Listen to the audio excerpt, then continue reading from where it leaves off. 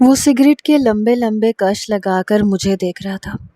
اس کی میرے وجود کے آر پار ہوتی نظریں مجھے بے چین کر رہی تھیں اور حیران بھی، کیونکہ دیکھنے تو وہ میری بہن کو آیا تھا، پھر مجھے کیوں دیکھے جا رہا تھا؟ شاید انہیں کوئی غلط فہمی ہو گئی ہوگی۔ میں آہستہ سے وہاں سے اٹھ گئی، کچن میں آئی تو میری بہن کپوں میں چائے ڈال رہی تھی اور بہت زیادہ نروس اور خوش لگ رہی تھی۔ میں نے پیچھے سے اس کے گلے میں باہیں ڈال دی، کہا کہ شازمہ جلدی سے چائے لے کے جاؤ، میرے ہونے والے جیجا جی تمہارے دیدار کے لیے تڑپے جا رہے ہیں۔ اور مزے کی بات تو یہ ہے کہ شاید انہوں نے غلطی سے مجھے شازمہ سمجھ لیا ہے، اس لیے مجھے دیکھ رہے تھے۔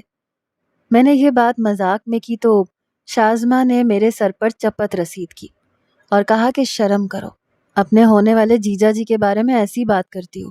میں نے کہا یار مذاق کر رہی تھی، اب جلدی سے جاؤ اس سے پہلے کہ وہ خود کچن میں آ جائے۔ میرا اب لاؤنج میں جانے کا کوئی ارادہ نہیں تھا، اس لیے میں وہیں سے کچن میں کھڑی رہی اور پلیٹ میں پڑے ہوئے بسکٹ کھانے لگی۔ بار بار مجھے اپنے ہونے والے جیجا جی کی نظروں کا خیال آ رہا تھا۔ شاید یہ میرا وہم تھا، بھلا وہ مجھے ایسے کیسے دیکھ سکتے تھے؟ انہیں ضرور کوئی غلط فہمی ہوئی ہوگی، اور اب مس انڈرسٹینڈنگ کلیئر ہو جائے گی جب شازمہ چائے لے کر لاؤنج میں جائے گی۔ شازمہ کے جانے کے بعد میں نے کچن کا بکھیڑا سمیٹا۔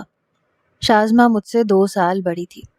آج اس کے رشتے کے لیے باقاعدہ طور پر اس کے سسرال والے اسے دیکھنے آئے تھے، جن میں میرے ہونے والے جیجا جی یعنی فرقان حمید بھی شامل تھے۔ شازمہ کا رشتہ آؤٹ آف فیملی کیا گیا تھا اور کسی رشتے کروانے والی ماسی کے ذریعے رشتے کی بات چلائی گئی تھی، اور آج وہ میری بہن کو دیکھنے آئے تھے۔ میں دل ہی دل میں دعا مانگ رہی تھی کہ میری بہن کا رشتہ ہو جائے، کیونکہ شازمہ میں کسی چیز کی کوئی کمی نہیں تھی۔ وہ نہ صرف اچھی تعلیم یافتہ لڑکی تھی، بلکہ سگڑاپے میں بھی مجھ سے بڑھ کر تھی۔ ہاں، اس کا رنگ تھوڑا سا گندمی تھا، مگر اس کی شخصیت کو مزید پرکشش بناتا تھا۔ خدا کرے یہ رشتہ پکا ہو جائے، میں دل ہی دل میں دعا کرنے لگی، کیونکہ شازمہ کافی زیادہ ایکسائٹڈ تھی۔ فرقان حمید کافی بڑے عہدے پر فائز تھے، وہ کسٹمز آفیسر تھے، اور آج خصوصی ٹائم نکال کے وہ ہمارے گھر آئے تھے۔ دیکھنے میں بھی بہت زیادہ ہینڈسم لگتے تھے اور ہر لحاظ سے پرفیکٹ تھے، کسی بھی لڑکی کا خواب ہو سکتے تھے۔ اس لیے میں دل ہی دل میں اپنی بہن کے اچھے نصیب کی دعا مانگ رہی تھی۔ تھوڑی دیر کے بعد میں بھی وہاں لاؤنج میں جا کے بیٹھ گئی۔ فرقان حمید کی فیملی کافی مختصر تھی۔ وہ اپنی پھپھو کے ساتھ آئے تھے کیونکہ ان کے ماں باپ حیات نہ تھے۔ ان کی پھپھو نے ہی انہیں پال پوس کے بڑا کیا تھا۔ اگر یہ رشتہ پکا ہو جاتا تو میری بہن واقعی بہت نصیبوں والی ہوتی، کیونکہ نہ کوئی بڑے سسرال کا جھنجٹ تھا اور پھپھو کینیڈا میں رہتی تھی، بس ان کا رشتہ کروانے کے لیے یہاں پاکستان آئی تھی تاکہ فرقان کے فرض سے سبکدوش ہو سکے۔ شازمہ فرقان حمید کی پھپھو شائستہ کے ساتھ سر جھکائے بیٹھی تھی اور شرمائے جا رہی تھی۔ میں اسے دیکھ کے مسکرانے لگی کہ بعد میں اسے چھیڑوں گی۔ میں بھی وہیں ایک صوفے پہ بیٹھ گئی۔ فرقان حمید میرے بابا سے اپنی جاب کے سلسلے میں بات کر رہے تھے، انہیں تفصیل سے بتا رہے تھے کہ ان کا کیا کام ہوتا ہے اور وہ کس طرح کی جاب کرتے ہیں۔ میرے بابا ریٹائرڈ پروفیسر تھے اور کافی دلچسپی سے فرقان حمید کی باتیں سن رہے تھے۔ بے شک فرقان حمید ان کے لیے بھی ایک آئیڈیل داماد ثابت ہونے والا تھا۔ میں بھی فرقان حمید کی پھپھو کے ساتھ خوش گپیوں میں مگن ہو گئی۔ وہ مجھ سے بہت ہی زیادہ اچھے اخلاق سے بات کر رہی تھی، کافی نائس خاتون تھی۔ بتا رہی تھی کہ کیسے انہوں نے فرقان حمید کو پال پوس کے بڑا کیا اور اس مقام پر پہنچایا۔ بلا شبہ وہ بہت ہی قابل تحسین عورت تھی۔ بتا رہی تھیں کہ فرقان ان کا ہر فیصلہ بنا چوں چرا مانتا ہے اور یہ رشتہ بھی انہی کو پسند آیا تھا، اس لیے فرقان حمید نے بغیر دیکھے ہی ہاں بول دی تھی اور آج ہمارے گھر پر باقاعدہ رشتے کے لیے موجود تھا۔ ان سے باتوں میں مگن مجھے پھر سے احساس ہوا کہ وہ 2 نگاہیں مجھ پر جمی ہوئی ہیں۔ میں نے چونک کے اوپر سر اٹھا کے دیکھا تو فرقان حمید مجھے ہی دیکھ رہے تھے، مگر ان کی نگاہیں اندر تک جلا کر راکھ کر دینے والی۔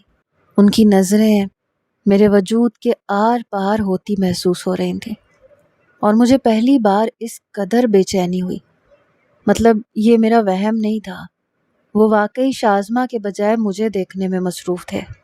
ساتھ ساتھ میرے بابا سے بات بھی کر رہے تھے، مجھے بھی دیکھے جا رہے تھے۔ اس نے ادجلا سگریٹ ایش ٹرے میں بجھا دیا، پھر سے مجھے دیکھا۔ مجھے لگا جیسے میں بھی سگریٹ کی طرح ادجلی ہو گئی ہوں۔ ان کی نظروں کا مفہوم میں اچھی طرح سے سمجھتی تھی۔ وہ نظریں کوئی عام نظریں نہیں تھی، بلکہ ایک لڑکی چاہے وہ جس قدر معصوم اور سادہ ہو، ایسی نظروں کو بخوبی سمجھتی ہے۔ خدا خدا کر کے میں وہاں سے بہانہ کر کے اٹھی اور کمرے میں چلی گئی اور بے چینی کے ساتھ ٹہلنے لگی۔ یہ عجیب طرح کی صورتحال تھی جس میں میں گرفتار ہو چکی تھی۔ اب تو مجھے لگ رہا تھا کہ شاید میری بہن کا رشتہ وہاں نہ ہو پائے، کیونکہ ان کی نظریں تو کچھ اور ہی کہہ رہی تھیں۔ مگر میں نے اسے اپنا وہم ہونے کی دعا کی۔ تقریباً 1 گھنٹے بعد وہ لوگ وہاں سے چلے گئے۔ شازمہ کمرے میں آئی تو اس کی مسکراہٹ لبوں سے جدا نہیں ہو رہی تھی۔ میں اس کے معصوم اور بے ریا چہرے کو کچھ دیر کے لیے تکتی رہی اور اس کے اچھے نصیب کے لیے دعا کرتی رہی۔ وہ واقعی بہت زیادہ خوش تھی، مگر میرا دل انجانے وہموں کا شکار تھا۔ تقریباً 1 ہفتے کے بعد، انتظار کے بعد، بالآخر رشتے کے لیے ہاں ہو گئی۔ میں بالکل حیران اور خوشی کے مارے شازمہ کے گلے لگ گئی۔ مجھے یقین نہیں آ رہا تھا کہ وہ لوگ ہاں بول دیں گے، کیونکہ فرقان حمید کی نظروں میں اس 1 ہفتے کو میں بھول نہیں پائی تھی۔ مگر خدا کا شکر تھا کہ یہ صرف میرا وہم تھا۔ میں نے خود کو جھاڑ پلائی کہ میں خام خواہ اپنے ہونے والے جیجا جی پہ شک کر رہی تھی۔ شازمہ کی خوشی کا تو کوئی ٹھکانہ ہی نہیں تھا، وہ تو ہوا میں اڑنے لگی۔ اتنا اچھا رشتہ اس کے لیے آ گیا تھا اور میں بھی بے انتہا خوش تھی۔ اب تو میں خوب شادی کو انجوائے کروں گی، کیونکہ یہ ہمارے گھر کی پہلی شادی تھی اور میں فل مستی کرنا چاہتی تھی۔ شادی کا دن بھی آ گیا۔ میں نے اپنی ساری کالج کی سہیلیوں کو شادی میں انوائٹ کیا تھا۔ ہم نے خوب ہلا گلا کیا، اتنا انجوائے کیا کہ تھکن سے چور چور ہو گئی۔ آج بالآخر بارات کا دن آن پہنچا۔ بارات بھی مختصر سی ہی تھی، کیونکہ فرقان حمید کی فیملی کوئی اتنی لمبی چوڑی نہیں تھی۔ میرج ہال میں شادی کے انتظامات کیے گئے تھے۔ شازمہ آج دلہن کے روپ میں بے پناہ خوبصورت لگ رہی تھی۔ وہ ہمیشہ سے سادی اور سیدھی سی رہنے والی لڑکی تھی۔ آج اس پر بناؤ سنگھار اس قدر جچ رہا تھا کہ میں کچھ لمحے اسے نظر بھر کے دیکھتی رہی اور اس کی بلائیں لے ڈالی۔ جب دلہا کے ساتھ شازمہ کو اسٹیج پر بٹھایا گیا تو مجھے فرقان حمید کچھ خاموش سے لگے۔ یوں لگ رہا تھا جیسے ان کے اندر کوئی گرم جوشی نہیں ہے، بس وہ ایک فرض کو نبھا رہے ہیں۔ خیر، میں نے پھر سے اسے اپنا وہم سمجھ کے جھٹک دیا، مگر نہ جانے کیوں میں جہاں بھی جاتی 2 نظریں میرا تعاقب کر رہی ہوتی۔ میں ایک لمحے کے لیے اسٹیج کی طرف دیکھتی تو فرقان حمید مجھ پر نظر جمائے بیٹھے مجھے ہی دیکھ رہے ہوتے تھے۔ اب تو یہ میرا وہم نہیں ہو سکتا تھا اور مجھے انتہائی برا لگ رہا تھا۔ وہ بھلا ایسے کیوں کر رہے تھے؟ کیوں مجھے پریشان کر رہے تھے؟ انہوں نے ایک بار بھی شازمہ کی طرف نہیں دیکھا تھا، جو ان کے پہلو میں صرف اور صرف ان کے لیے سج سنور کے بیٹھی تھی۔ ان کی ایک نظر کو ترس رہی تھی۔ مجھے اندر ہی اندر کوئی چیز چبھتی ہوئی محسوس ہونے لگی اور یہ سب کچھ میری برداشت سے باہر ہونے لگا، کیونکہ اب مجھے کوئی شک نہیں تھا کہ وہ کس طریقے سے مجھے دیکھ رہے تھے۔ میں بھی سوچے بیٹھی تھی کہ جیجا جی کو خوب تنگ کروں گی، ان کے لاڈ بٹوروں گی، ان کو دودھ پلائی کی رسم میں بہت زیادہ تنگ کروں گی، کیونکہ میں ان کی اکلوتی سالی تھی اور میری اس شادی کو لے کے بے پناہ ارمان اور خواہشیں تھیں۔ لیکن اب ایک دم سے میں نے وہ سارے پلان کینسل کر دیے۔ اب تو میں ان کے قریب بھی نہیں جانا چاہتی تھی۔ وہ اس قدر بے چینی اور بے تابی سے مجھے دیکھ رہے تھے کہ میں وہاں سے بھاگ جانا چاہتی تھی۔ خدا خدا کر کے رخصتی ہوئی اور شازمہ ہماری دعاؤں کے سنگ فرقان کے ساتھ رخصت ہو گئی، مگر جاتے جاتے بھی وہ صرف اور صرف مجھے ہی دیکھ رہا تھا۔ یا خدا، یہ میں کس مصیبت میں پھنس گئی ہوں؟ اتنا احترام والا رشتہ، تقدس والا رشتہ، اور وہ صرف اپنی 2 آنکھوں کی وجہ سے میلا کر رہے تھے۔ میں نہ چاہتے ہوئے بھی ان سے بے تکلف نہیں ہو پائی، اور یوں شازمہ رخصت ہو کر ان کے ساتھ چلی گئی۔ فرقان حمید لاہور میں ڈیفینس میں رہتے تھے۔ ہمارا گھر ان سے تقریباً 1 گھنٹے کی مسافت پر تھا۔ ہم لوگ بھی تھکے ہارے گھر واپس لوٹ آئے۔ میں کمرے میں گئی، اپنا سراپا آئینے میں دیکھا تو کچے سیب کے رنگ کے لانگ فراک میں میرا حسن قیامت لگ رہا تھا۔ میں 18 سال کی ایک خوبصورت لڑکی تھی، کالج کے 2nd ایئر میں پڑھتی تھی۔ شازمہ مجھ سے 4 سال بڑی تھی۔ وہ بھی بہت زیادہ پرکشش اور جاذب نظر تھی۔ اس کا رنگ گندم کے دانے کی طرح تھا اور میرا رنگ دودھ جیسا سفید، مگر مجھے وہ خود سے زیادہ پرکشش لگتی تھی۔ میں نے دل سے اپنی بہن کے لیے دعا کی اور ایک بار پھر اپنے خدا کے حضور دعا کی کہ فرقان حمید کی نظریں ویسی نہ ہوں جیسا میں سمجھ رہی ہوں۔ ایسی ہی بے چینی اور بے قراری میں کب سو گئی پتہ ہی نہ چلا۔ صبح اٹھے تو ماما نے کہا کہ جلدی سے تیار ہو جاؤ، ہمیں شازمہ کی طرف ناشتہ لے کے جانا ہے، کیونکہ یہ بھی ایک رسم ہوتی ہے کہ شادی کی پہلی صبح ناشتہ میکے والوں کی طرف سے ہوتا ہے۔ میں تیار ہونے لگی، حالانکہ مجھے بہت زیادہ ایکسائٹمنٹ تھی وہاں جانے کی، مگر نہ جانے کیوں میرا دل اندر میں بے چینی سی تھی۔ میں دوبارہ سے ان 2 آنکھوں کا سامنا نہیں کرنا چاہتی تھی جو کل اس قدر بے چینی اور بے تابی سے مجھے دیکھ رہی تھی، مگر مجھے اپنی فیملی کے ساتھ وہاں جانا پڑا۔ آج میں نے ہلکے لیمن رنگ کا لانگ فراک پہنا ہوا تھا اور میں زیادہ تیار بھی نہیں ہوئی تھی، بس ہلکا پھلکا سا میک اپ کیا تھا۔ شازمہ کے گھر پہنچی تو ہمارا استقبال بہت ہی پرتپاک انداز میں کیا گیا۔ فرقان حمید کی پھپھو اور ان کی فیملی کافی زیادہ ملنسار تھی۔ گھر میں اتنے زیادہ لوگ نہیں تھے، مہمان پہلے ہی جا چکے تھے، بس فرقان حمید کی پھپھو اور ان کے شوہر اور ان کے بچے تھے۔ وہ گھر نہیں، کوئی بہت بڑا سا بنگلہ تھا۔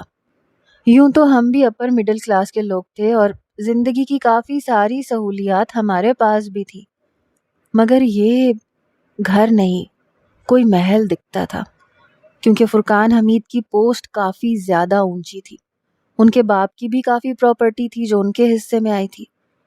میں بہت ہی زیادہ اشتیاق سے گھر کو دیکھ رہی تھی، ادھر ادھر گھوم پھر رہی تھی۔ پھر میں شازمہ کے کمرے میں گئی۔ کمرہ بالکل دلہن کی طرح سجایا گیا تھا، ہر طرف پھولوں کی مہک رچی تھی۔ کمرے کے در و دیوار سے لپٹی ہوئی تھی اور شازمہ بیڈ میں درمیان میں بیٹھی ہوئی تھی۔ اس نے سادہ سا ڈھیلا ڈھالا سا نائٹ ڈریس پہن رکھا تھا اور وہ بہت ہی سادہ سی، بہت پیاری لگ رہی تھی۔ میں نے اسے زور سے گلے لگا لیا۔ وہ بھی مسکرا کے میری جانب دیکھنے لگی۔ میں نے کہا کیسی رہی پھر تمہاری ویڈنگ نائٹ؟ کیا دیا منہ دکھائی میں جیجا جی نے تمہیں؟ میں بہت زیادہ ایکسائٹڈ تھی۔ وہ بھی مسکرا کے مجھے بتانے لگی کہ فرقان حمید بہت اچھے انسان ہیں، بہت محبت کرنے والے اور بہت ملنسار۔ میں تو بہت لکی ہوں کہ وہ مجھے ملے۔ شازمہ کی باتوں نے مجھے اندر تک مطمئن اور شرسار کر دیا۔ خدا کا شکر تھا کہ فرقان نے شازمہ کے تمام حقوق پورے کیے تھے۔ میرے دل سے جیسے منو بوجھ اتر گیا۔ اتنے میں جیجا جی بھی واش روم سے نکل آئے۔ وہ شاور لے کے نکلے تھے اور ہم دونوں کی نظریں ایک دم آپس میں ٹکرائیں۔ ان کی نظروں میں وہی والہانہ پن تھا جو میرے لیے ہوا کرتا تھا۔ ان کے گیلے بالوں سے پانی کے قطرے ان کے کندھے پہ پڑ رہے تھے۔ میں نے بے اختیار اپنی نظریں جھکا لی اور شازمہ سے معذرت کر کے کمرے سے نکل گئی۔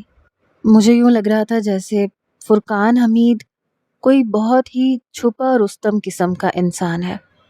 میں نہ چاہتے ہوئے بھی ان سے ایک فاصلے پر رہنے لگی، کیونکہ ان کی نظریں مجھے چین نہیں لینے دیتی تھیں، مگر دوسری طرف وہ شازمہ کو بھی خوش رکھتے تھے، کیونکہ شازمہ جب بھی ان کے ساتھ ہمارے گھر میں ہمیں ملنے کے لیے آتی تھی، اس کے چہرے سے خوشی عیاں ہوتی تھی۔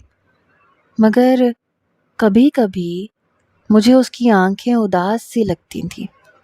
وجہ جاننے کی کوشش کرتی تو وہ کہتی کچھ بھی نہیں ہے کومل، تمہیں بس وہم ہو گیا ہے۔ میں بہت خوش ہوں فرقان کے ساتھ۔ فرقان بہت ہی اچھا انسان ہے، میں بہت زیادہ لکی ہوں۔ اور میں ان کو دیکھ کے مطمئن ہو جاتی تھی۔ وقت یوں ہی گزرنے لگا۔ میں سیکنڈ ایئر کے بعد اب یونیورسٹی جانے لگی۔ میرے ذہن میں شادی کا دور دور تک بھی پلان نہیں تھا۔ میرے بابا بھی مجھے بہت آگے تک پڑھانا چاہتے تھے۔ میں انہی کی طرح پروفیسر بننا چاہتی تھی، مگر میں نہیں جانتی تھی کہ میری زندگی میں کون سا موڑ آنے والا ہے، کہ ایک دم سے میرے سارے خواب پیروں کے نیچے کچلے جائیں گے اور میرے سارے ارمان آنکھوں سے نوچ لیے جائیں گے۔ شازمہ پریگننٹ تھی۔ اس کی طبیعت کافی زیادہ خراب رہنے لگی تھی۔ وہ اکثر ہی ہمارے گھر میں ہوتی تھی، بہت ہی زیادہ چپ چپ اور خاموش رہتی تھی۔ فرقان حمید سے میرا سامنا کچھ زیادہ نہیں ہوتا تھا، بس وہ شازمہ کو چھوڑنے آتے تھے یا لینے کے لیے آتے تھے تو ہماری نظروں کا ٹکراؤ آپس میں ہو جاتا تھا، اور میں خود ہی نظر جھکا لیتی تھی کیونکہ مجھے ان کی آنکھوں میں دیکھنا ہمیشہ ہی بہت مشکل لگتا تھا۔ بلا شبہ وہ بہت ہی پیچیدہ انسان تھے، کسی کی بھی سمجھ میں نہ آنے والے، اور شازمہ بھی ان کی شخصیت کے بارے میں کچھ زیادہ نہیں بتاتی تھی۔ بس وہ یہ کہتی تھی کہ فرقان بہت اچھا انسان ہے، میں اس کے ساتھ بہت خوش ہوں۔ ماما شازمہ کا دن رات خیال رکھ رہی تھی۔ سسرال میں تو کوئی نند یا ساس نہیں تھی ان کا خیال رکھنے کے لیے، اس لیے ماما نے فرقان سے کہہ دیا تھا کہ شازمہ کا پہلا بچہ اس کے میکے میں ہی ہوگا، اور فرقان کو اس بات پہ کوئی اعتراض نہیں تھا۔ جوں جوں ان کی ڈیلیوری کے دن قریب آ رہے تھے، ان کی پریشانی اور بے چینی بڑھتی جا رہی تھی۔ ہم سب انہیں تسلی دلوانے کی کوشش کرتے کہ سب ٹھیک ہو جائے گا، اور بالآخر وہ دن آ گیا جب ایک چاند سا بیٹا نرس باہر لے کے آئی اور ہماری گود میں پکڑا دیا۔ سب سے پہلے اسے میں نے پکڑا تھا۔ وہ اتنا پیارا ننھا منا سا بچہ تھا کہ مجھے اس پہ بے انتہا پیار آیا۔ میں نے اسے بے اختیار اپنے سینے سے لگا لیا۔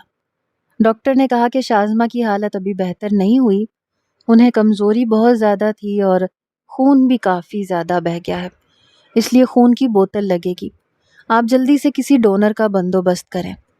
ہم بھی پریشان ہو گئے، مگر فرقان حمید نے سب سنبھال لیا۔ شازمہ کو خون لگنے کے آدھے گھنٹے بعد اس کی طبیعت مزید خراب ہونے لگی۔ اب ہم واقعی زیادہ تشویش میں مبتلا ہو چکے تھے۔ یوں لگ رہا تھا جیسے ہماری خوشیوں کو کسی کی نظر کھا رہی ہو، اور یوں ہمارا ہنستا بستا گھر اور ہماری خوش نما زندگی میں ایک بھونچال آ گیا جب نرس بھاگی بھاگی آئی اور کہا کہ شازمہ کی طبیعت بہت زیادہ بگڑ گئی ہے، انہیں ایمرجنسی میں شفٹ کرنا پڑے گا۔ مگر اس سے پہلے ہی بہت دیر ہو چکی تھی، کیونکہ وہ دم توڑ چکی تھی۔ اسے شاید بلڈ انفیکشن کر گیا تھا۔ ہم ایک دوسرے کا چہرہ دیکھ رہے تھے جیسے کوئی تیسری دنیا کی بات سن رہے ہوں۔ بھلا ایسے کیسے ہو سکتا ہے؟ ہماری آنکھوں کے سامنے ہماری جان سے پیاری چیز ہم سے چھن جائے۔ وہ دن ہمارے لیے کسی قیامت سے کم نہیں تھا۔ میری گود میں شازمہ کا بچہ تھا جو روئے جا رہا تھا، اور میں بالکل صدمے سے گنگ، کبھی بچے کو دیکھتی، کبھی شازمہ کا مردہ وجود۔ ایک دفعہ بھی اپنے بچے کو اٹھا کے پیار نہیں کیا تھا اس نے، جس نے اسے 9 ماہ اپنے پیٹ میں پالا، اسے ایک بار بھی چھونے کی مہلت نہ ملی۔ موت سے بڑی حقیقت اس دنیا میں کوئی بھی نہیں، اور موت سے بڑی اذیت بھی۔ ہم نے زندگی میں آج تک کوئی بہت بڑا صدمہ یا غم نہیں دیکھا تھا، اور یہ غم ہم سب کو اندر ہی اندر سے کھائے جا رہا تھا۔ اوپر سے شازمہ کا بیٹا اتنا چھوٹا تھا کہ وہ کسی کے پاس جاتا ہی نہیں تھا، روتا رہتا تھا۔ البتہ میرے پاس وہ سکون میں ہوتا تھا، میں ہی اس کی دیکھ بھال کرتی۔ مجھے بار بار اپنی بہن یاد آتی تو میں زاروں قطار رونے لگتی۔ آخر اتنا بڑا ظلم کیوں ہوا اللہ تعالیٰ؟ اللہ تعالیٰ نے ہم سے ہماری اتنی پیاری چیز چھین لی، اور ہم کوئی شکوہ بھی نہیں کر سکتے تھے۔ اس لیے قسمت کا لکھا ہوا سمجھ کے صبر کے گھونٹ بھر کے رہ گئے۔ فرقان حمید بھی کافی زیادہ خاموش ہو گئے تھے۔ نہ انہوں نے زیادہ غم کا اظہار کیا تھا، نہ واویلا مچایا تھا، اور نہ ہی ہم سے کوئی تسلی یا دلاسا لیا تھا۔ وہ بس اپنے بیٹے کے لیے کچھ دیر کے لیے آتے، اسے گود میں بٹھا کے پیار کرتے اور چلے جاتے، کیونکہ ان کی ڈیوٹی کافی زیادہ ٹف تھی۔ ارتضیٰ میرے پاس رہتا تھا، میں اس کی دیکھ بھال کر رہی تھی۔ مجھے یونیورسٹی سے سمر ویکیشنز تھیں، اس لیے میں ہر وقت اس کے ساتھ ہی رہتی تھی۔ کہتے ہیں کہ وقت سب سے بڑا مرہم ہوتا ہے، اور شاید سچ ہی کہتے ہیں، کیونکہ بڑے سے بڑا غم اور بڑی سے بڑی تکلیف وقت کے ساتھ ساتھ مندمل ہونے لگتی ہے۔ ہم لوگ اپنی زندگیوں میں پھر سے مگن ہو جاتے ہیں۔ میرے ماں باپ وقت سے پہلے بوڑھے ہو چکے تھے، کیونکہ اولاد کے جانے کا صدمہ ماں باپ کے دل پہ بہت زیادہ کاری ہوتا ہے۔ وہ وقت سے پہلے بوڑھے ہو جاتے ہیں۔ اب تو میری ماں کو ہر وقت میری فکر ستائے رکھتی، کیونکہ انہیں لگتا تھا کہ زندگی کا کوئی بھروسہ نہیں ہے، نہ جانے میرا کیا بنے گا۔ میں انہیں تسلی دیتی تھی کہ آپ کیسی باتیں کرتی ہیں۔ ایک روز فرقان کی پھپھو کینیڈا سے واپس آ گئیں۔ شازمہ کے لیے کافی زیادہ دکھ کا اظہار کیا۔ وہ بھی فرقان کی وجہ سے بہت زیادہ پریشان تھی۔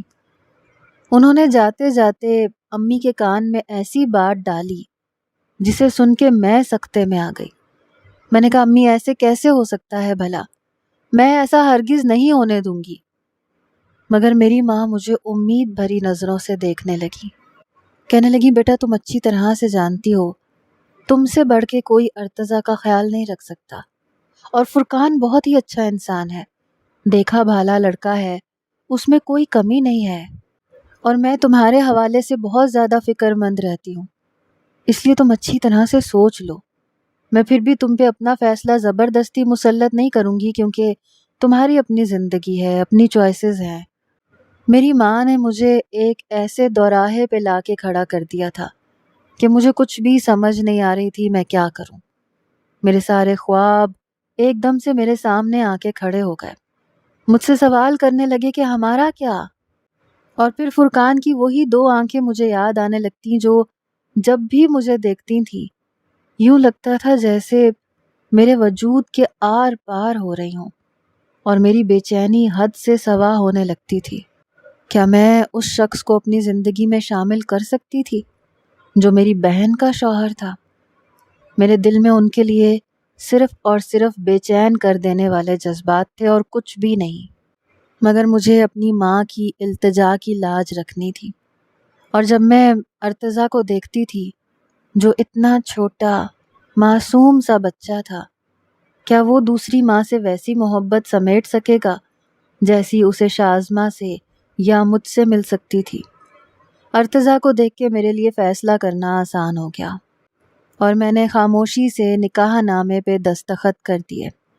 یوں میں آج فرقان حمید کی دلہن بن کے اس کے کمرے میں بیٹھی تھی۔ میری گود میں ارتضیٰ تھا جو کھیل رہا تھا، اور میرا دل ہر طرح کے جذبات سے عاری تھا۔ میں کسی اسٹیچو کی طرح بیڈ پہ بیٹھی تھی۔ اچانک کمرے کا دروازہ کھلا اور میرا دل جیسے کسی نے مٹھی میں لے لیا۔ مجھے بے اختیار اپنے فیصلے پہ پچھتاوا ہوا۔ کیا میں فرقان کو اپنے شوہر کے روپ میں دیکھ سکتی تھی؟ دل نے کہا ہرگز نہیں، بھاگ جاؤ یہاں سے، مگر اب بہت دیر ہو چکی تھی۔ وہ قدم قدم چلتا میرے قریب آیا۔ میں نے کوئی اتنا خاص بناؤ سنگھار نہیں کیا تھا، کیونکہ مجھے کوئی چاہ ہی نہیں تھی۔ یہ تو بس ایک سمجھوتا تھا، ایک مجبوری تھی جسے مجھے نبھانا تھا۔ وہ میرے پہلو میں آ کے بیٹھ گیا، ارتضیٰ کو میری گود سے اٹھا کے اپنی گود میں بٹھا لیا، پیار کرنے لگا۔ پھر باہر سے کسی کو آواز دی۔ ایک 40-45 سال کی عورت کمرے میں آئی۔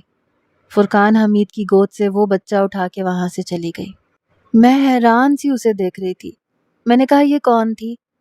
فرقان میری طرف دیکھنے لگے، کہنے لگے میں نے یہ ارتضیٰ کے لیے ایک اسپیشل کیئر ٹیکر رکھی ہے، آج سے ارتضیٰ کو یہی سنبھالے گی۔ فرقان بہت ہی پرسکون لہجے میں کہہ رہے تھے، اور اندر تک اترتی نظروں سے مجھے دیکھ رہے تھے، جن میں بے پناہ والہانہ پن تھا، شاید کوئی جنون تھا۔ میں نے ایک دم سے اپنی نظریں جھکا لیں۔ دل یوں تھا جیسے ابھی سینے سے باہر آ جائے گا، اور بے چینی اتنی شدید تھی کہ حد نہیں۔ میں نے کہا میں صرف اور صرف ارتضیٰ کے لیے آپ کی زندگی میں شامل ہوئی ہوں، تاکہ ارتضیٰ کسی پرائی عورت کے ہاتھوں میں نہ پلے۔ یہ کہتے ساتھ ہی میں بیڈ سے اٹھنے لگی۔ فرقان بھی میرے ساتھ اٹھ بیٹھا، کہنے لگا کہاں جا رہی ہو؟ میں نے کہا ارتضیٰ میرے بغیر نہیں سوتا، وہ رونے لگ جاتا ہے۔ فرقان کہنے لگا وہ بہت ہی زیادہ ویل ٹرینڈ کیئر ٹیکر ہے، تم بالکل بھی پریشان مت ہو، وہ ارتضیٰ کا بہت اچھے سے خیال رکھے گی، تم ریلیکس ہو کے بیٹھ جاؤ پلیز۔ اس کے لہجے میں التجا تھی۔ میں نے بے اختیار اس کی طرف دیکھا تو وہ محبت پاش نظروں سے مجھے دیکھ رہا تھا۔ میں اور خوفزدہ ہونے لگی۔ میں نے کہا میں ایک بار اسے جا کے دیکھنا چاہتی ہوں، وہ رو تو نہیں رہا؟ یہ کہتے ساتھ ہی میں جلدی سے کمرے سے جانے لگی۔ اس نے بے اختیار پیچھے سے میری کلائی تھام لی اور ایک جھٹکے سے مجھے اپنے سامنے کیا۔ میں اس کے اس رد عمل پہ اندر تک ہل گئی۔ مجھے امید نہیں تھی کہ فرقان یوں ری ایکٹ کریں گے۔ اس کی آنکھوں میں دبا دبا سا غصہ تھا۔ کہنے لگا جب میں نے کہا ہے کہ وہ اس کا خیال رکھ لے گی تو تم اتنی پریشان کیوں ہو؟ وہ میرا بیٹا ہے، مجھے اس کی زیادہ فکر ہونی چاہیے نہ کہ تمہیں۔ میں نے کہا کیا مطلب ہے آپ کا؟ وہ میری بہن کا بیٹا ہے اور مجھے اپنی بہن سے بے پناہ محبت تھی۔ اسی کی محبت میں آج اس کمرے میں آئی ہوں، میں نے بھی 2 ٹوک لہجے میں کہا تھا۔ وہ کچھ دیر مجھے دیکھتا رہا، پھر کہنے لگا اور اس محبت کا کیا جو میرے دل میں کب سے ہے تمہارے لیے؟ اور میں ان کی بات سن کے جیسے بالکل سکتے میں آ گئی۔ ان کی آنکھوں میں دیکھا۔ کیا کیا کیا مطلب ہے آپ کا؟ کیسی باتیں کر رہے ہیں آپ؟ کہنے لگا کیوں؟ کیا محبت کرنا کوئی جرم ہے؟ کیا میں تم سے محبت نہیں کر سکتا؟ اب تو تم میری بیوی ہو، پورا حق رکھتا ہوں تم پہ، اور تم کوئی چھوٹی بچی نہیں ہو کومل کہ جان نہ سکو، بلکہ تم پہلے دن سے جانتی تھی کہ میری نظروں میں تمہارے لیے کیا ہے۔ آج یوں ان کے منہ سے یہ بات سن کے میں کچھ بولنے کے قابل نہیں رہی۔ میں نے کہا کیا مطلب ہے آپ کا؟ میں واقعی نہیں جانتی تھی کہ آپ کی نظروں میں میرے لیے کیا ہے، کیونکہ آپ میرے لیے صرف اور صرف میری بہن کے شوہر تھے اور وہ آپ کے ساتھ خوش بھی تھی، مگر آپ تو ایک منافق آدمی ہیں۔ شادی میری بہن سے کی اور محبت مجھ سے، یہ کہاں کا انصاف ہے؟ میں جیسے پھٹ پڑی۔ کہنے لگا اس دل پر کوئی اختیار نہیں ہوتا۔ شازمہ سے شادی میں نے صرف اور صرف پھپھو کے کہنے پہ کی تھی۔ ان کے مجھ پر بہت سے احسان تھے، ان کی کوئی بات میں ٹال نہیں سکتا، ورنہ نہ کہہ دیتا۔ مجھے شازمہ سے نہیں کومل سے شادی کرنی ہے، کیونکہ میں پہلے دن سے تمہیں پسند کرنے لگا تھا، تم پہ مر مٹا تھا، مگر جانتا تھا کہ تمہارے ماں باپ کبھی تمہاری شادی مجھ سے نہیں کریں گے، اسی لیے خاموش رہا، قسمت کا لکھا ہوا سمجھ کے قبول کر لیا۔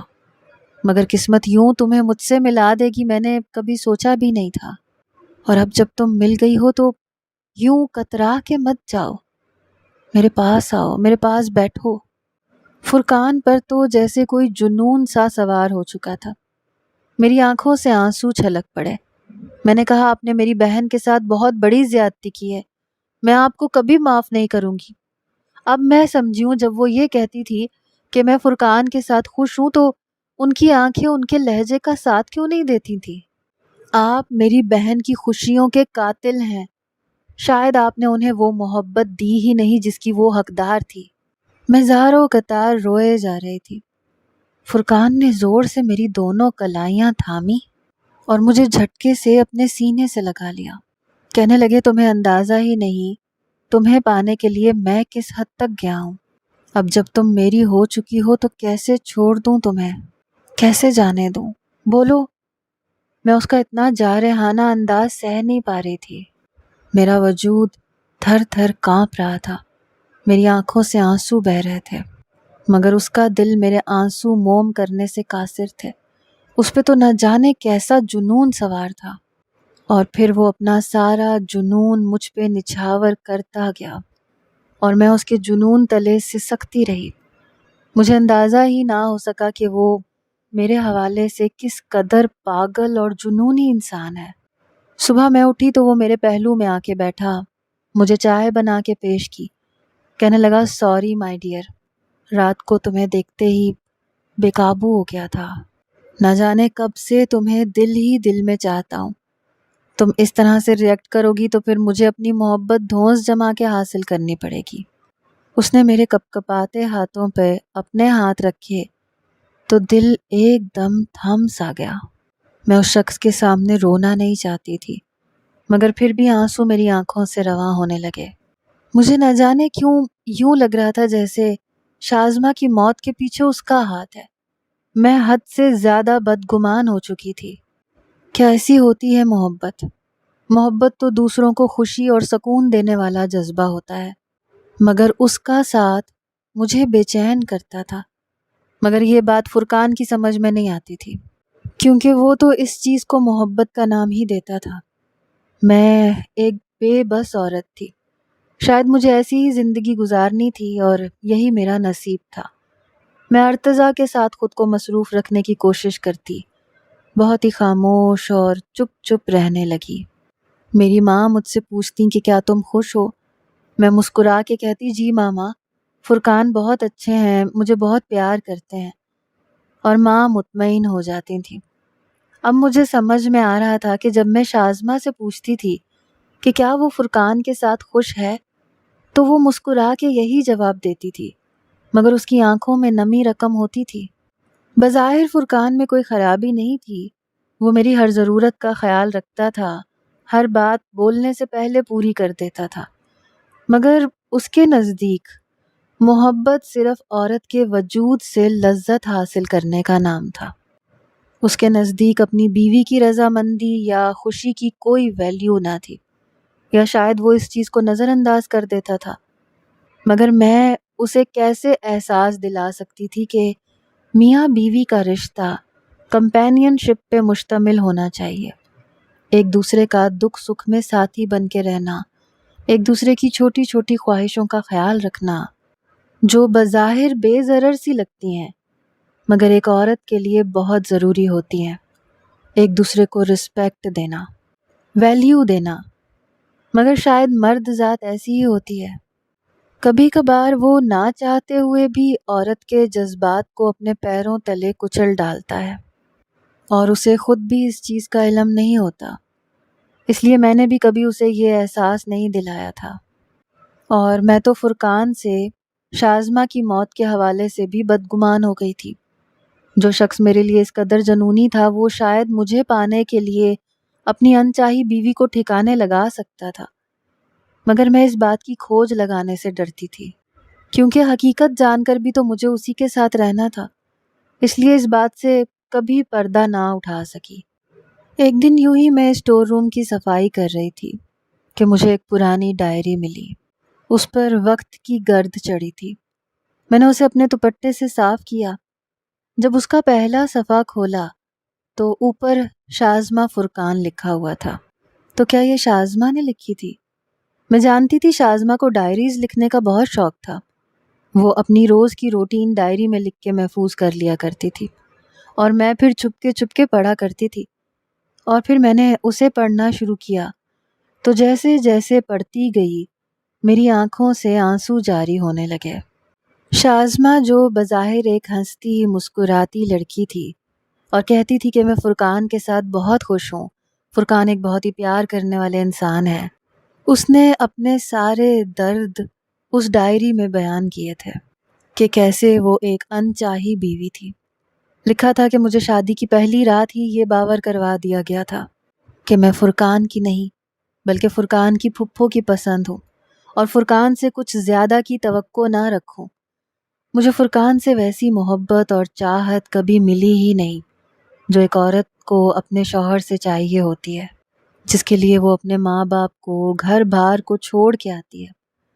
جیسے جیسے میں ڈائری پڑھتی جا رہی تھی ویسے ویسے میری آنکھوں سے آنسو بہتے جا رہے تھے۔ شازمہ نے لکھا تھا کہ کاش فرقان کے دل میں میرے لیے ذرا سی بھی محبت اور رسپیکٹ پیدا ہو جائے تو میں اپنے آپ کو اس دنیا کی خوش قسمت ترین لڑکی سمجھوں گی، مگر مجھے کبھی کبھی لگتا ہے کہ فرقان کے دل میں کوئی اور آن بسا ہے، مگر میں جب بھی ان سے پوچھتی ہوں تو وہ کہتے ہیں کہ اب کیا فائدہ بتانے کا۔ میں اس خوش قسمت لڑکی کے بارے میں جاننا چاہتی ہوں جس کے لیے میرے شوہر کا دل دھڑکتا ہے۔ کاش میں وہ لڑکی بن سکتی، یا اس لڑکی کے بارے میں جان سکتی کہ وہ کون ہے۔ بے اختیار میری آنکھوں سے آنسو رواں ہونے لگے۔ کاش میری بہن شازمہ اس وقت میرے پاس ہوتی اور میں اسے بتاتی کہ اس کے نزدیک میں ہی وہ خوش قسمت لڑکی ہوں۔ مگر کوئی مجھ سے پوچھتا تو میں یہ کہتی کہ میں بھی شازمہ کی طرح ہی تھی۔ فرقان مجھ پر اپنی ساری محبتیں، چاہتیں لٹاتا تھا، مگر پھر بھی میری روح بنجر اور ویران تھی، کیونکہ یہ روح حقیقی محبت سے بالکل محروم تھی۔ فرقان کو صرف میرے حسن نے متاثر کیا تھا اور وہ اس کی پوجا کرتا تھا، مگر اس کی سنگت نے مجھے اندر تک سرشار نہیں کیا تھا۔ یہ سب کچھ بتانے کے لیے شازمہ وہاں موجود نہیں تھی۔ میں نے اس ڈائری کو واپس بند کر دیا اور اسٹور روم سے باہر نکل آئی۔ میں نے دل میں یہی سوچا کہ مجھے فرقان کی محبت کے ساتھ سمجھوتا کرنا تھا، کیونکہ عورت سمجھوتے اور کمپرومائز کا دوسرا نام ہوتی ہے۔ وہ اپنی خواہشوں اور ضرورتوں کا قتل کر کے اپنے شوہر اور اپنے بچوں کو خوش رکھنے کے جتن کرتی ہے۔ شاید یہی ایک عورت کے نصیب میں لکھا ہوتا ہے۔